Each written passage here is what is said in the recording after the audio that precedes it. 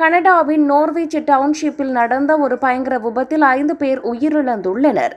ஒரு SUV வாகனமும் பெரிய லொரியும் மோதிக்கொண்டதாலேயே குறித்த விபத்து நடந்துள்ளது. முதலில் சம்பவ இடத்திலேயே 3 பேர் உயிரிழந்தனர். அவர்களில் ஓட்டுநர் மற்றும் 2 இளம் பயணிகள் ஆகியோர் அடங்குவர். மேலும் 2 பயணிகள் படுகாயங்களுடன் மருத்துவமனைக்கு கொண்டு செல்லப்பட்டனர்.